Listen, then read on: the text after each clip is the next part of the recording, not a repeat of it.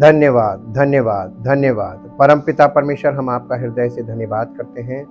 आप महान सामर्थी परमेश्वर हैं। आपके वचन का आदर करते हैं, क्योंकि प्रभु ये वचन आपने बड़े यत्न से हम तक पहुंचाए हैं। और स्पोकन वर्ड जो आपकी आत्मा के द्वारा हम सुनते हैं, उन बातों पर हम मन लगाएं, ताकि हमारा जीवन सुरक्षित हो और हम आपके पुत्र के स्वरूप में परिवर्तित हों और हमारा जीवन आपकी महिमा का कारण बन सके, ताकि प्रभु सारी महिमा आपको मिले। आपके इकलौते पुत्र प्रभु यीशु मसीह के द्वारा जो हमारे जीवन में पूरी तरीके से हम उसके स्वरूप में परिवर्तित हो, ताकि उसका प्रगटीकरण आपकी महिमा का कारण बने। सारी महिमा आपको मिले। इस प्रार्थना को आपके इकलौते पुत्र प्रभु यीशु मसीह के नाम से मांगते हैं, आमीन। Praise the Lord. हम परमेश्वर का धन्यवाद करते हैं the glory of God part 2 के लिए। और आज हम कल के तरह उसी सब्जेक्ट पे आगे बढ़ेंगे, effects of the fall in genesis 3। उत्पत्ति 3 अध्याय में जो पतन हुआ, मनुष्य का पतन, उस पतन का परिणाम क्या हुआ, उसके इफेक्ट्स क्या है। आज हम थोड़ा सा उसका इफेक्ट देखेंगे, क्योंकि बहुत ढेर सारा इफेक्ट हुआ था, लेकिन पार्ट पार्ट करके हम हर इफेक्ट को स्टडी करेंगे। Adam's disobedience toward God brought about several significant changes that affect not only each and every one of us but also creation।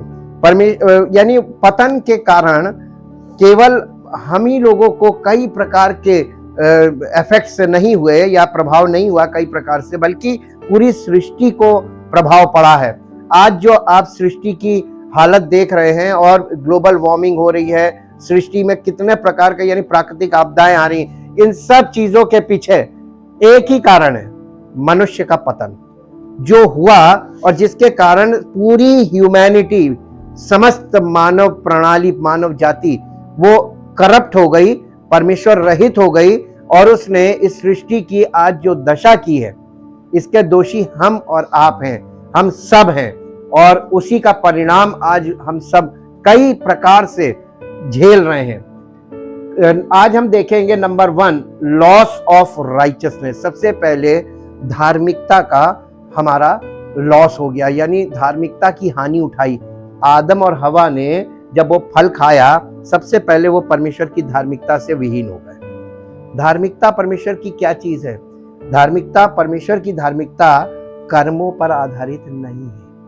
परमेश्वर की धार्मिकता परमेश्वर की उपस्थिति में उसकी महिमा में छिपे रहने को परमेश्वर की धार्मिकता कहते हैं। इसीलिए नए नियम में परमेश्वर की धार्मिकता पहनने की बात की जा रही है, और यीशु मसीह को पहन लो। परमेश्वर की धार्मिकता यीशु मसीह है, उसको पहन लो।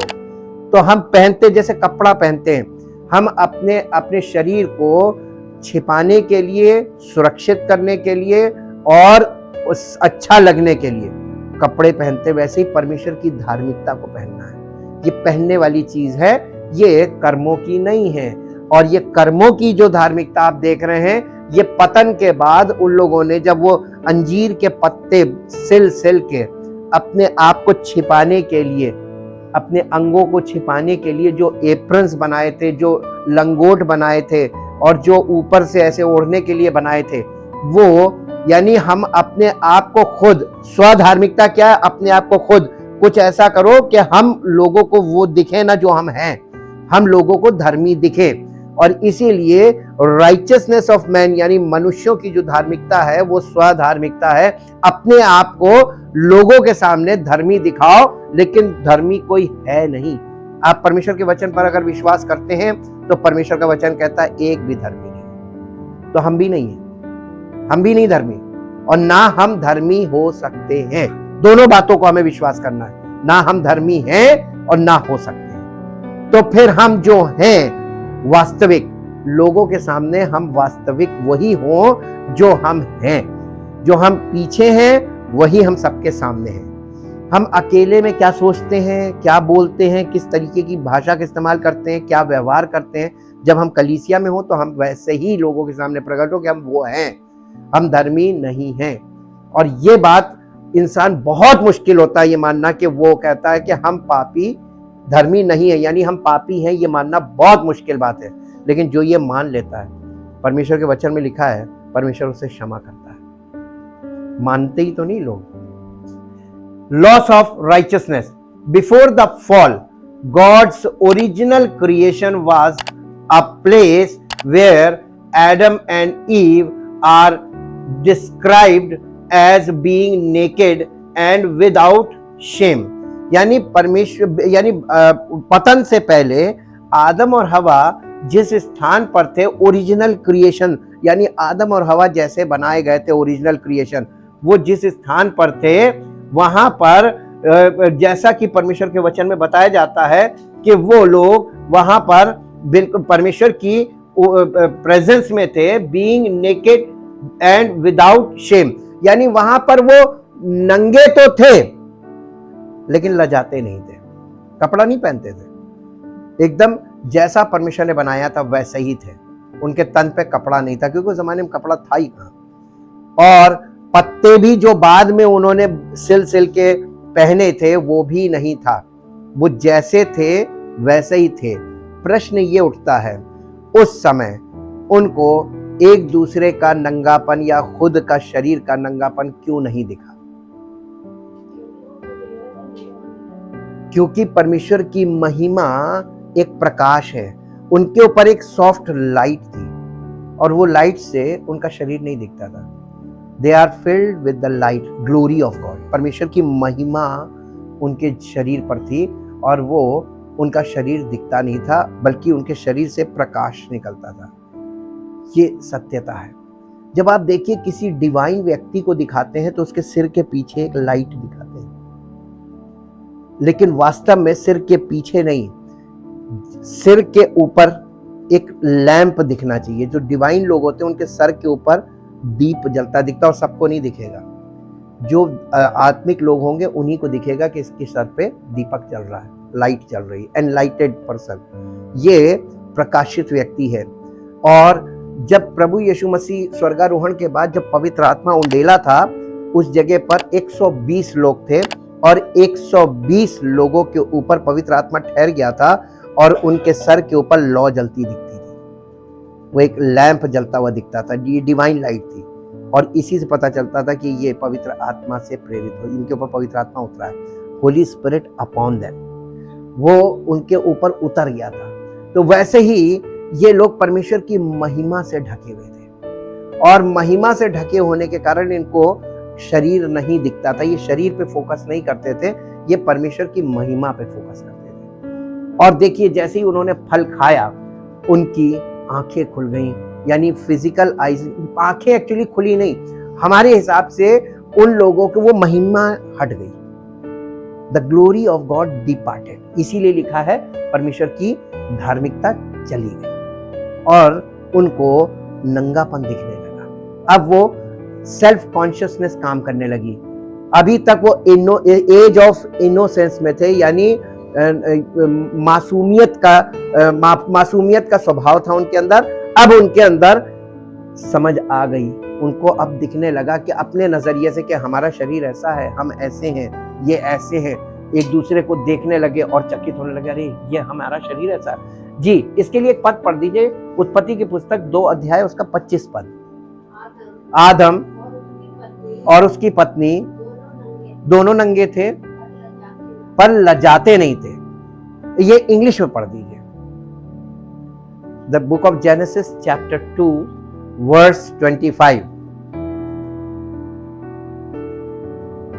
ये ऐसा परमेश्वर के वचन में वर्णन है, एकदम ऐसे ही हमको इसको समझना है जैसा लिखा है।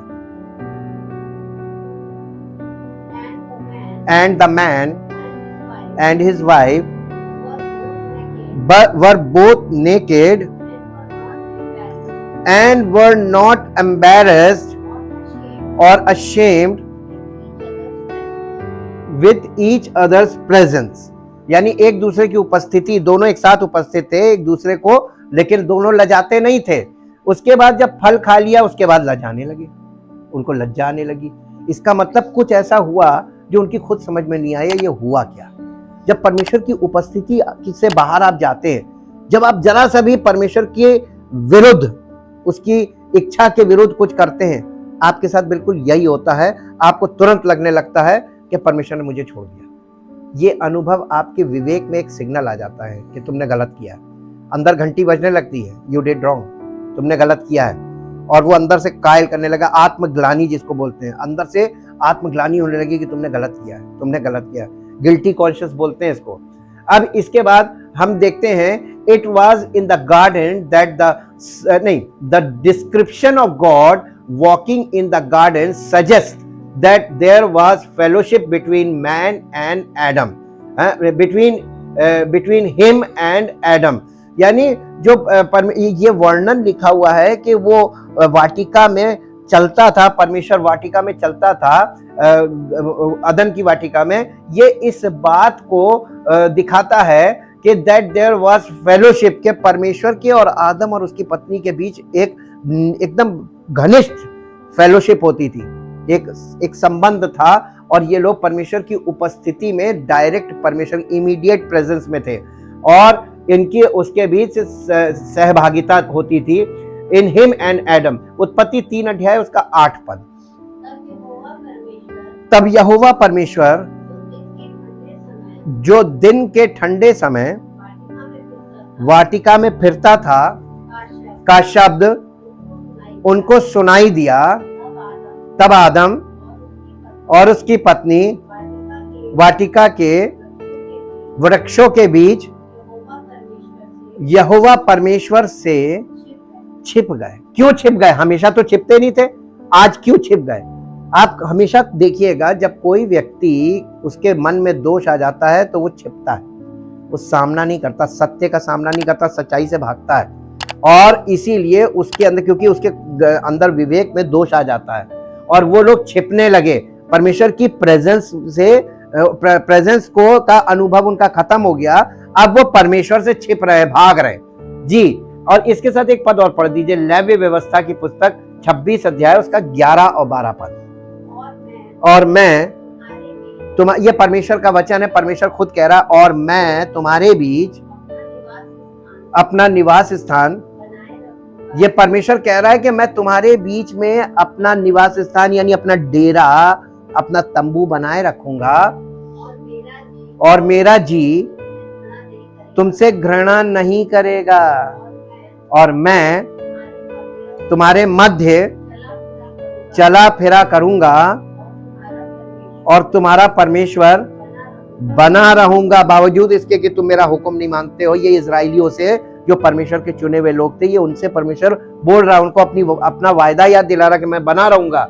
लेकिन अब ऐसा नहीं है, और तुम मेरी प्रजा बने रहोगे। ये उस जमाने के लिए था, अब नहीं। नए नियम से फिर मामला चेंज, अब हार्ड है, अब इधर या उधर। यीशु मसीह ने क्या कहा? या तो मन फिराओ या नाश हो जाओ, आर पार की है। अब इसीलिए however it was in the garden the serpent Satan. प्रकाशित वाक्य 12 अध्याय का 9 पद पढ़िए, वहां पर जो सर्प है, ये सर्प था कौन? क्योंकि उत्पत्ति में कहीं शैतान नहीं लिखा, वहां पे लिखा सर्प ने। शैतान, हवा ने क्या कहा था परमेश्वर से? सर्प ने मुझे बहका दिया। ये नहीं कहा था शैतान ने, सर्प ने। तब वो बड़ा अजगर अर्थात वही पुराना सांप जो इब्लीस और शैतान कहलाता है और सारे संसार का किस किस को भरमाता है? आज सारा संसार किसके वश में है?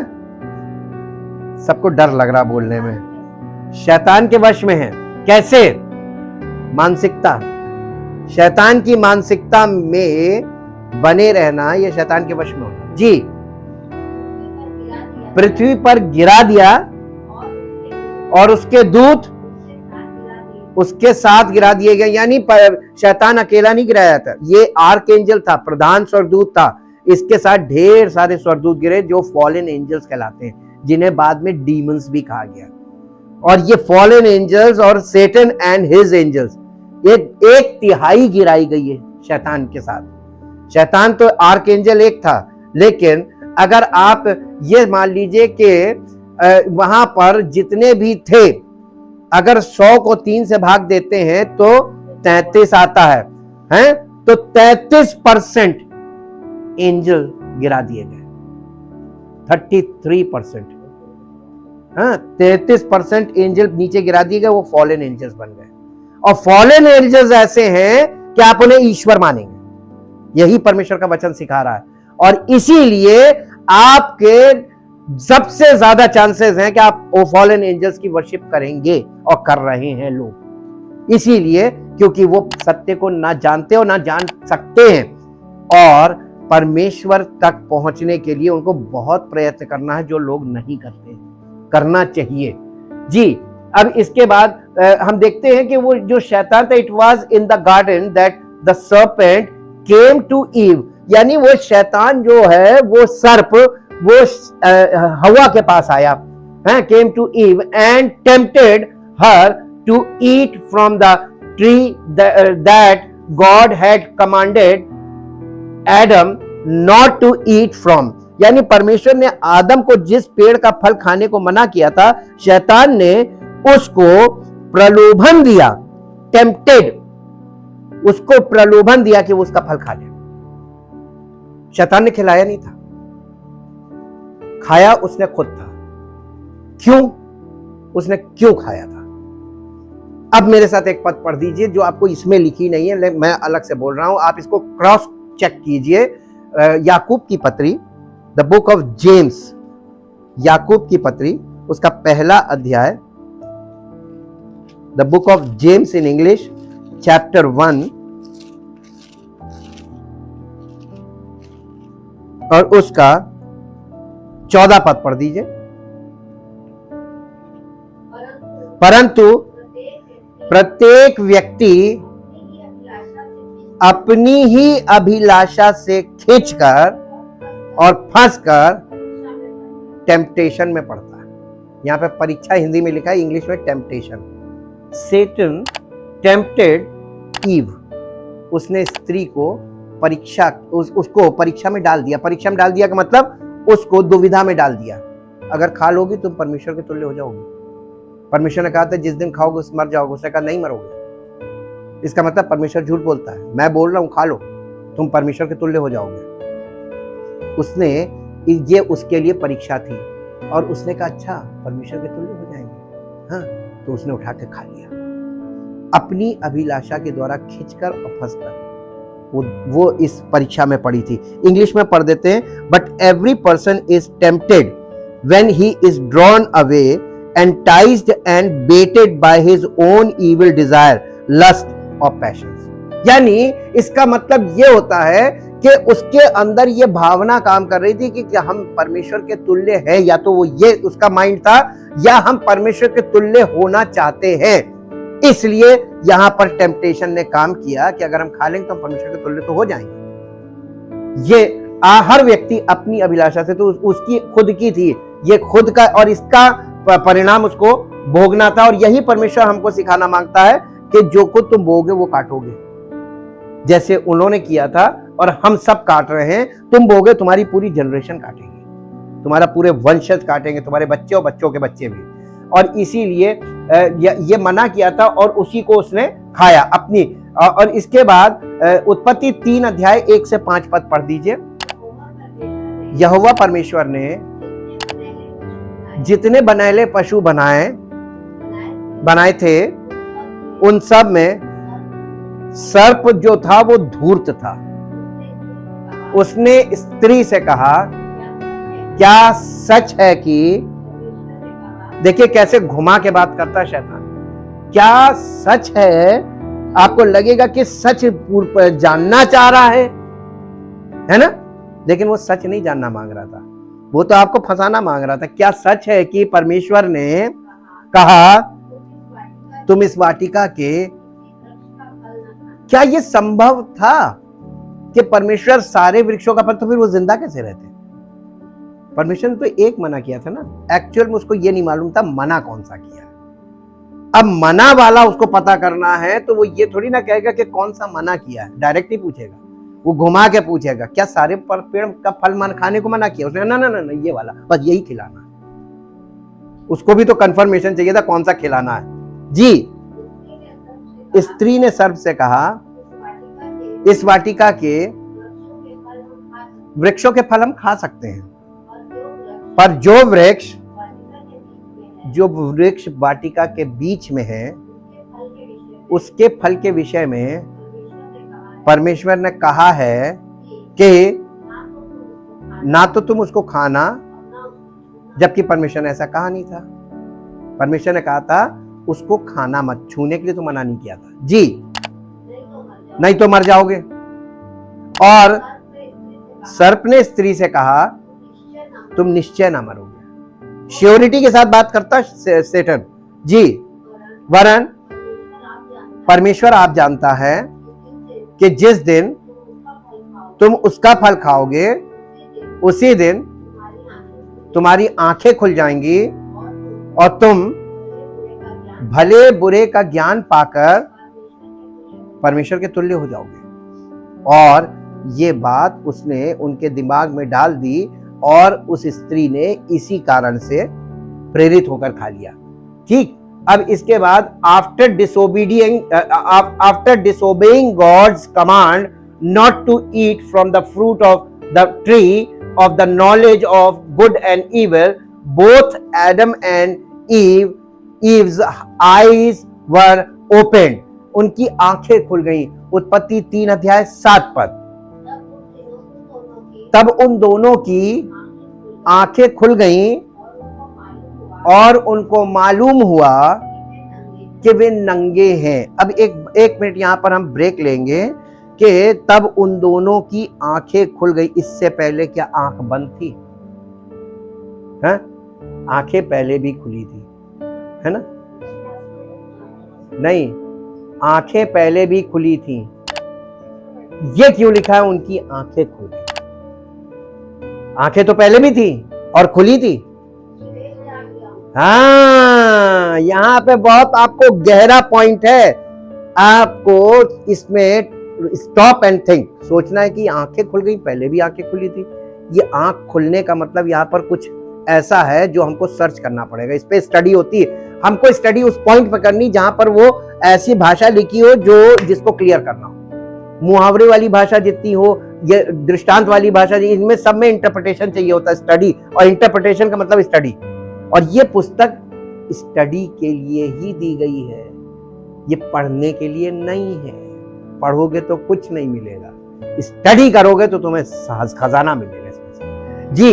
अब देखिए, वो उन दोनों की आंखें खुल गई। They became aware of their nakedness and knew that their former perfection was just a memory because of this disobedience.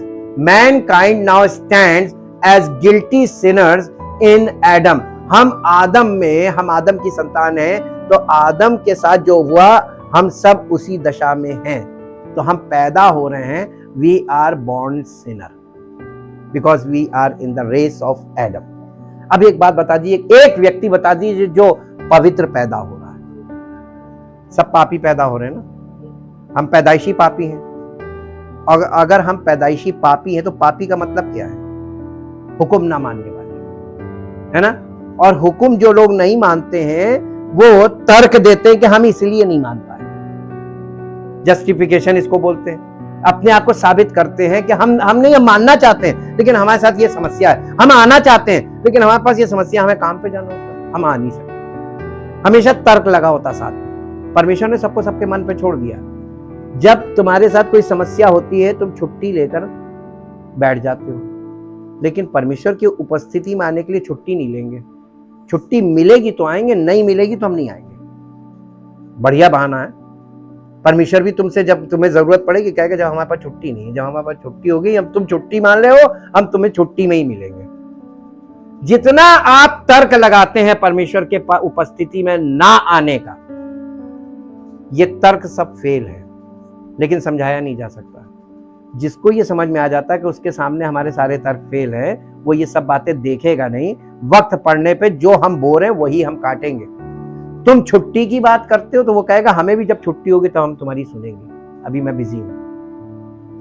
जो उसकी नहीं सुनता परमेश्वर उसकी नहीं सुनता, जो उसकी नहीं मानता परमेश्वर उसकी नहीं मानता। बिल्कुल जो बोगे वो काटोगे, एकदम वही है, एकदम फॉर्मूला सीधा सीधा है। पहला कुरिन्थियों 15 अध्याय का 22 पद पढ़िए। और जैसे आदम में सब मरते हैं वैसे ही मसीह में सब जिलाए जाएंगे जो आदम में मर रहे हैं।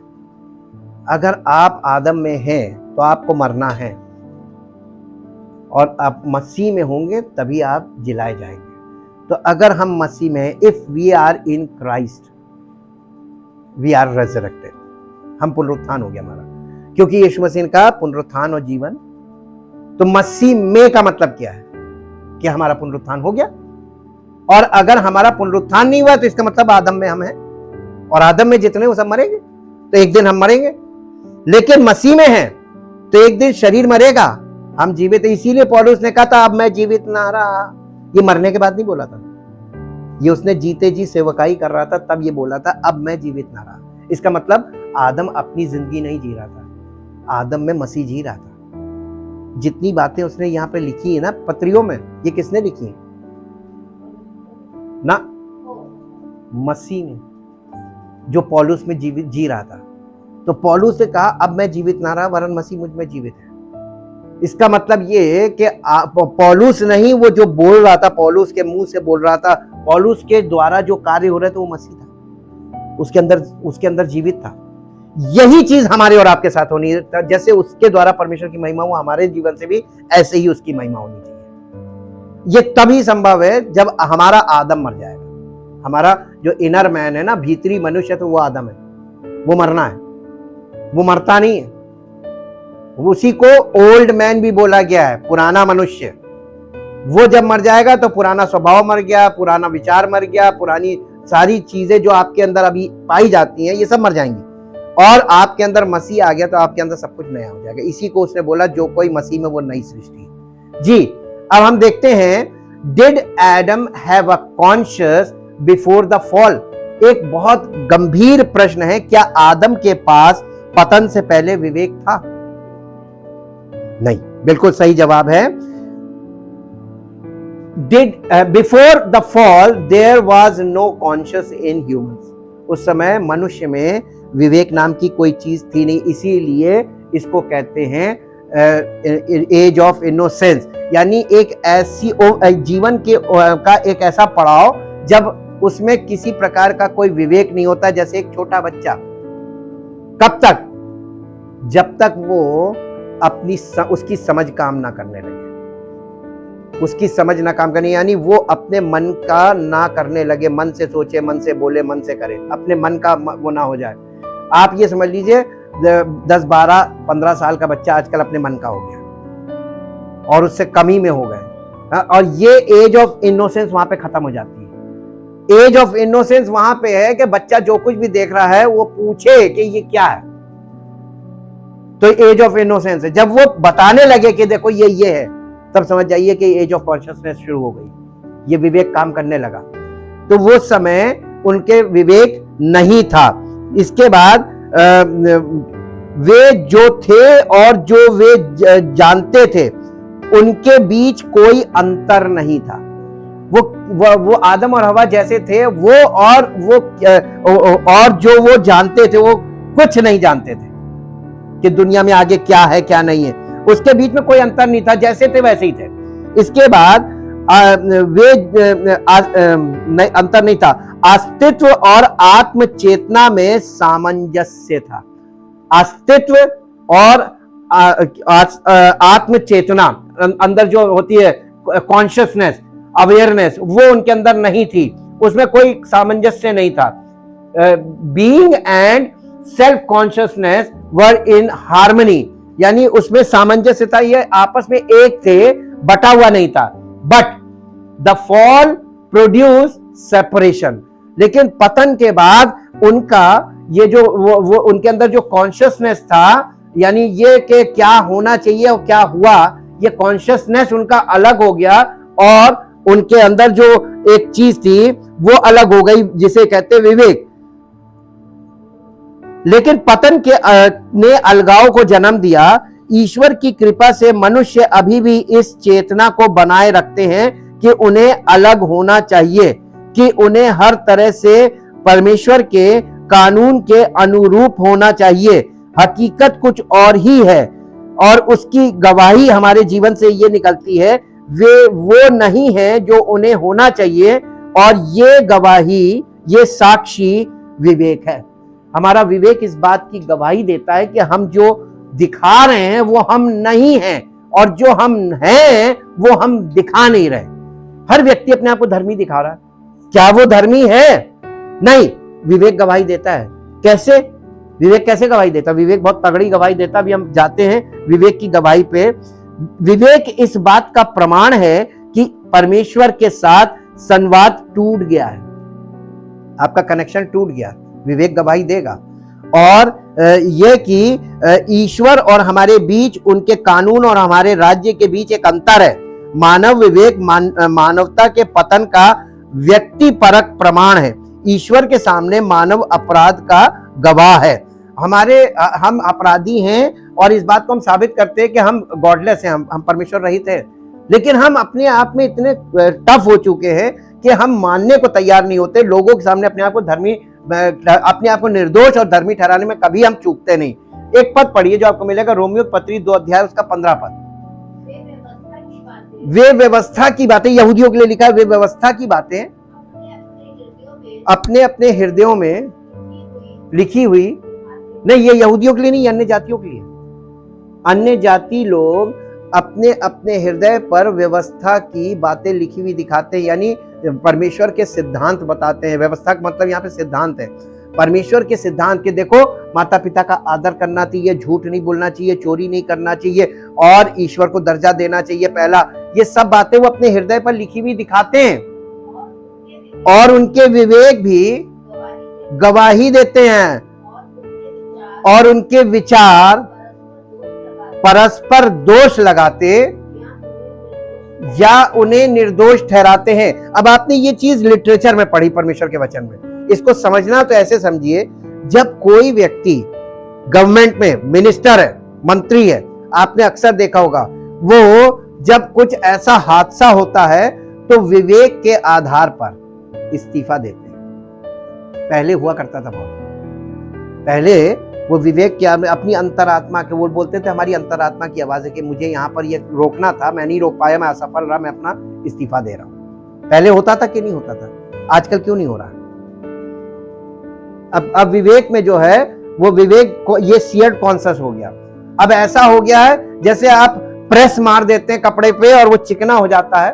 आपके शरीर पे कहीं पे प्रेस मार दीजिए, उसके बाद वहां पे देखिए एकदम चिकना चिकना हो जाएगा। वो ऐसा हो गया, यानी दागा हुआ विवेक है। और ये विवेक जो होता है ना, सियर्ड कॉन्शियस, ये चिकना कॉन्शियस होगा। अब इसको कोई फर्क नहीं पड़ता है। अब तो तुम लोग कुछ भी कहते रहो, हम नहीं देंगे इस्तीफा। अब ऐसा हो गया।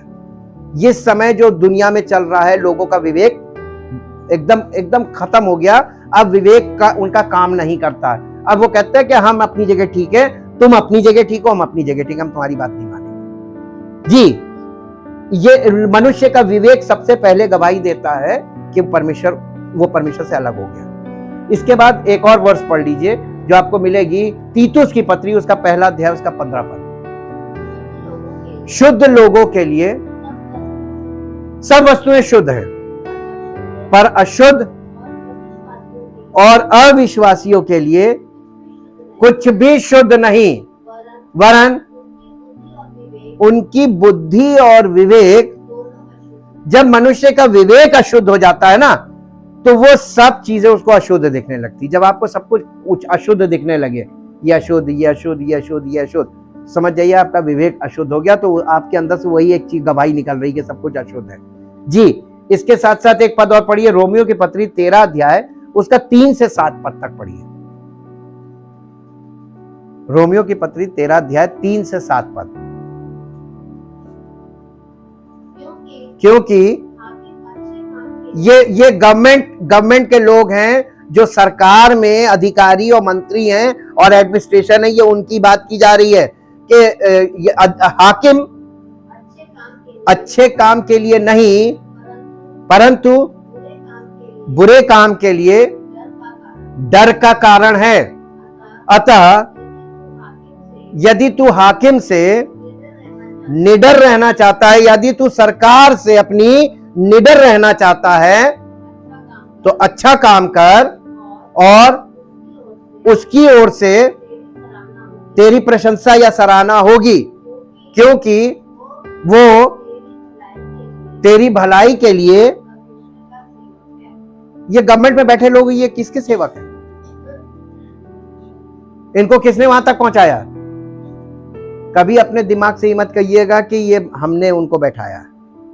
आप जिसको बैठाना चाहेंगे शायद ना बैठा पाए, लेकिन परमेश्वर जिसे बैठाना चाहेगा वही बैठेगा जी। परंतु यदि तू बुराई करे तो डर। किससे? गवर्नमेंट से डर, क्योंकि वो तलवार, यानी उसके पास जो पावर्स है ना, उसको तलवार से दिखाया। तलवार का मतलब अथॉरिटी, पावर। उसको जो पावर मिली है वो व्यर्थ की नहीं है, और वो परमेश्वर का सेवक है कि उसको उसके क्रोध के अनुसार बुरे काम करने वालों को दंड दे। इसलिए अधीन रहना, ना केवल यानी उनके क्रोध के डर से उनके अधीन ही ना रहो, बल्कि विवेक भी, तुम्हारा विवेक भी तुमको यही गवाही देगा कि तुम कानून का पालन करो, नहीं तो वहां से तुम्हें पनिशमेंट होगी। इसलिए कर भी दो, यानी टैक्स जी, क्योंकि शासन करने वाले, कुछ अकल में आया? शासन करने वाले किसके सेवक है? और अगर सच्चा परमेश्वर का सेवक होगा तो वो आपको सही बात बताएगा कि शासन करने वाले परमेश्वर के सेवक है। आप ये मत देखो कि कौन सी पार्टी का है और कौन सा है। शासन में जो है उसका आदर करना है, गवर्नमेंट की हर आज्ञा को आपको मानना है, और उसमें इफ और बट नहीं करना। अगर आप उसकी आज्ञा मानेंगे तभी आप परमेश्वर के, और अगर आप परमेश्वर के अधीन होंगे तो उनकी आज्ञा मानेंगे जी। और सदा वो सदा इसी काम में लगे रहते हैं। इसलिए हर एक का हक, हर एक का जहां जो जिम्मेदारी है, घर में जिम्मेदारी है, घर का हक अदा करो, और गवर्नमेंट के साथ तुम्हारा जो लेन देन है वो भी तुम्हारा हक है, उसको अदा करो जी।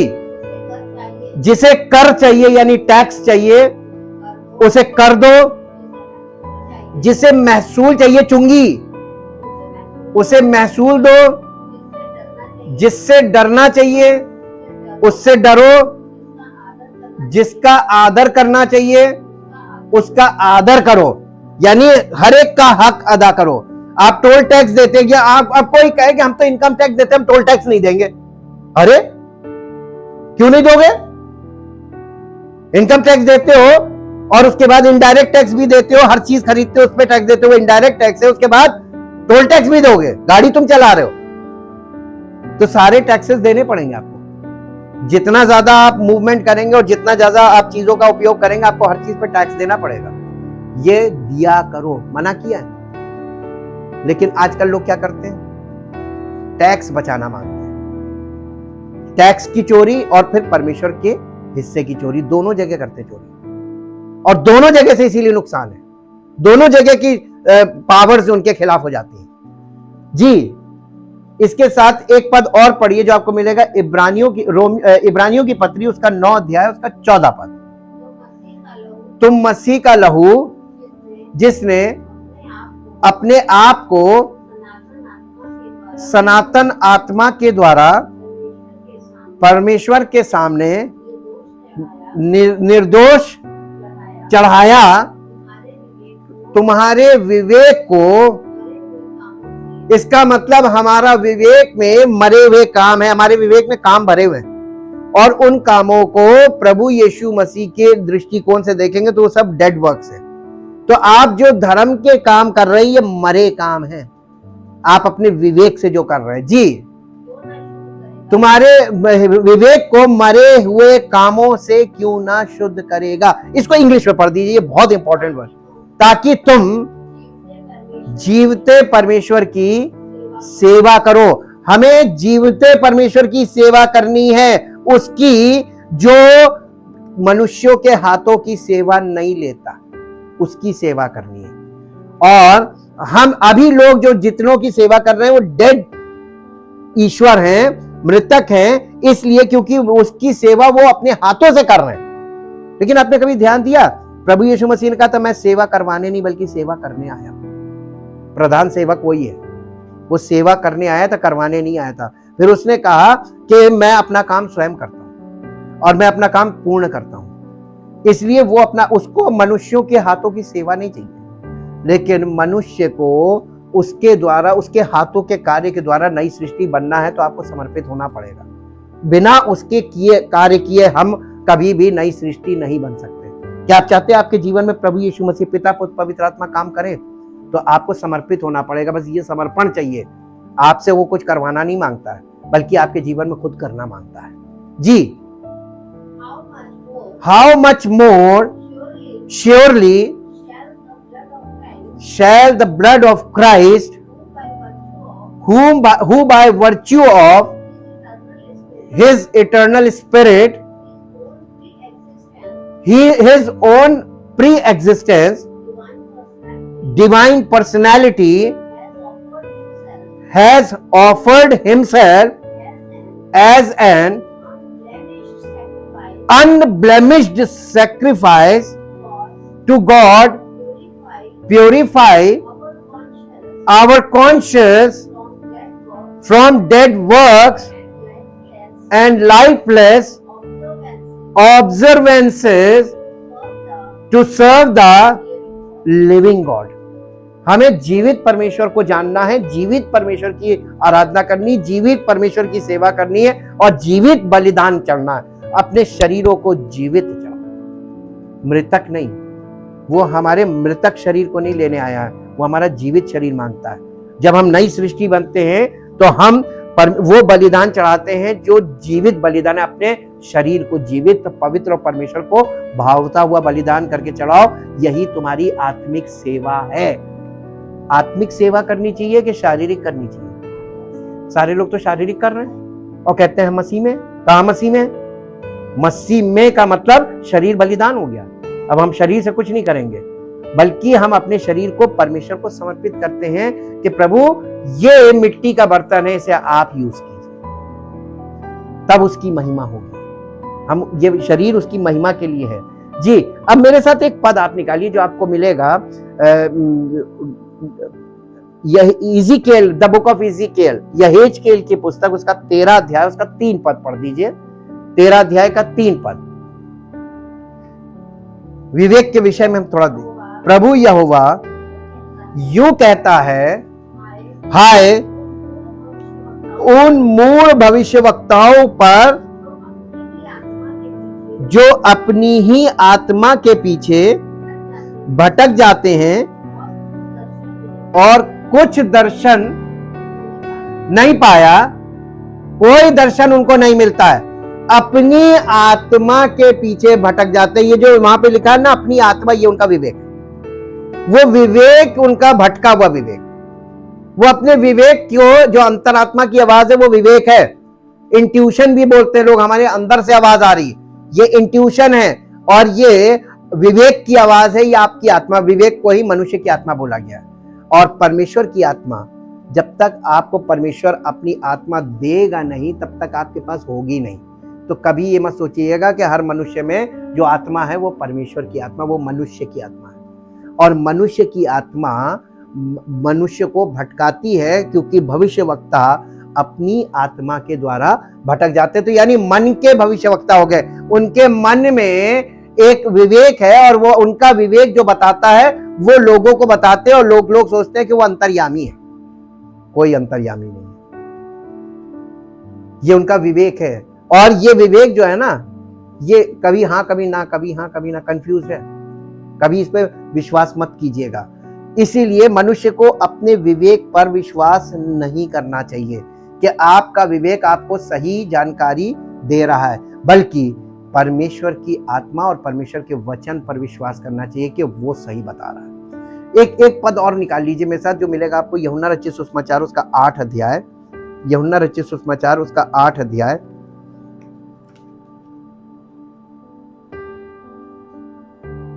और यहां पर हम देखेंगे वो स्त्री जो 12 वर्ष से लहू बहने का जिसको वो था, इसका अध्याय 8 पद से पढ़िए। हाँ हाँ, नहीं बल्कि 7 पद से पढ़िए, सॉरी। जब वे उससे पूछते ही रहे तो यीशु मसीह ने सीधे होकर उनसे कहा, तुम में जो निष्पाप हो वो पहले उसको पत्थर मारे जी, और फिर झुककर भूमि पर उंगली से लिखने लगा। परंतु वे ये सुनकर बड़ों से लेकर छोटों तक एक एक करके निकल गए और यीशु अकेला रह गया, और स्त्री बीच में खड़ी रह गई। यीशु ने सीधे होकर उससे कहा, हे नारी, वे कहां गए? क्या किसी ने तुझ पर दंड की आज्ञा नहीं दी? उसने कहा, हे प्रभु, किसी ने नहीं। यीशु ने कहा, मैं भी तुझ पर दंड की आज्ञा नहीं दूंगा, जा। यीशु मसीह ने उससे कहा, जा और फिर पाप ना करना। एक बार तो उसको बच गई वो, लेकिन जो आगे उसने बोला, जा फिर पाप ना करना। अब आगे का खतरा मुझे, हमारा फोकस वहां जाता है, इस बात की क्या गारंटी कि आगे का हम पाप नहीं करेंगे? फिर परिस्थिति आएगी, फिर करेंगे, स्वभाव है। उसको यहां पे ये समझना चाहिए था। यीशु मसीह, यहां से बहुत सी चीजें क्लियर होती है। यीशु मसीह दोष लगाने नहीं आया था। तो पहली चीज, आप कितना भी बड़ा दोषी हो, आप उस पर दोष लगाएंगे, लेकिन यीशु मसीह नहीं लगाएगा। और अगर आप मसीह में हैं तो आप भी दोष नहीं लगाएंगे। जो मसीह में नहीं होगा वो दूसरों पर दोष लगाता है, और जो मसीह में होगा वो दूसरे पे दोष नहीं लगाएगा, क्योंकि दोषी सब हैं। तो दोष लगाने वाली चीज है ही नहीं। एक पापी दूसरे पापी पर दोष लगा रहा है, कौन सा अच्छा काम कर रहा है? परमेश्वर का पुत्र आया, उसने किसी पे दोष नहीं लगाया। तो लोग परमेश्वर के पुत्र के स्वभाव में क्यों नहीं है? उसने कभी किसी पे दोष नहीं लगाया। और लिखा हुआ है कि परमेश्वर का पुत्र लोगों को दोषी ठहराने नहीं, बल्कि उनको पाप से छुड़ाने के लिए आया था, निर्दोष ठहराने के लिए आया था। इसमें इसको इंग्लिश में आप पढ़िए, देखिए यहां पर एक चीज आएगी। 7 verse, chapter 8 verse 7।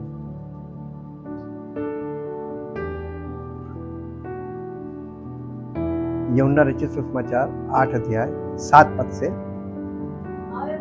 However, when they persisted with their question, he raised himself up and said, let him who is without sin among you be the first to throw a stone at her. Then he bent down and went on writing on the ground with his finger. They listened to him, and then they began going out. यार देखिए क्या आया, हिंदी में ये नहीं है। Conscious stricken, यानी उनके विवेक ने उनके अंदर से बताया, नहीं तुम पापी हो, मार मत देना पत्थर, तुम पापी हो, मार मत देना पत्थर। ये इजरायली लोग थे। One by one, from the oldest down to the last, one of them, till Jesus was left alone with the woman standing there before him in the center of the court.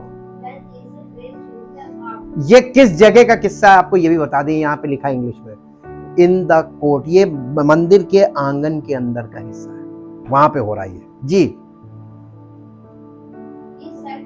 He said to her, woman, where are your accusers? Has no man condemned you?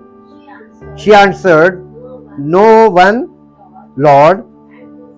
And Jesus said, I do not condemn you either. Go on your way, and from now on sin no more. This is the important thing. जब कोई मसीह के सामने अपराध की क्षमा हुई, देखिए ये बॉर्न अगेन का एक किस्सा भी इसमें क्लियर हो रहा है। जब प्रभु यीशु मसीह को आप ग्रहण करते हैं, उसके बलिदान को, तो पिता परमेश्वर आपको माफ कर देता है। लेकिन उसके बाद कहता पाप ना करना, तो वो बोलता नहीं है आप पाप, हम और आप पाप ना करें, इसीलिए पवित्र आत्मा देता है ताकि हम पवित्र आत्मा की गाइडेंस में जीवन बिताएं। और हम यही नहीं करते, हम पवित्र आत्मा का विरोध करते, उसकी शिक्षा का विरोध करते, परमेश्वर के वचन में मन नहीं लगाते, हम फिर वही रिचुअल्स में जाकर काम करने लगते हैं और हम शरीर के फल पैदा करने लगते हैं। यहां से आके आप बॉर्न अगेन के बाद भी परमेश्वर के राज्य में प्रवेश नहीं पाते, बल्कि अलग कर दिए जाते हैं। Thank you Jesus, thank you Lord. परमपिता परमेश्वर, हम आपका हृदय से धन्यवाद करते हैं आपके पवित्र वचनों के लिए, जो पवित्र आत्मा के द्वारा हमें प्राप्त होते हैं, जो हमारे हृदय को और हमारे विचारों को शुद्ध करने का काम करते हैं, हमारे भीतरी मनुष्यत्व को नया बनाते हैं, ताकि हम प्रभु यीशु मसीह में नई सृष्टि बने और हमारा जीवन मसीह की महिमा का कारण हो और सारी महिमा आपको मिले और इस पृथ्वी पर हम परमेश्वर की महिमा का कारण बने। धन्यवाद करते हैं सब सुनने वालों पर, सब मानने वालों पर, और जो जितना दिल से आपके वचन को ग्रहण करता है और उसको मानने लगता है, उस पर अनुग्रह होता है और आपकी महिमा प्रकट हो। सारी महिमा आपको मिले। इस प्रार्थना को आपके इकलौते पुत्र यीशु मसीह के नाम से मांगते हैं, आमीन। Praise the Lord. परमेश्वर आपको आशीष दे।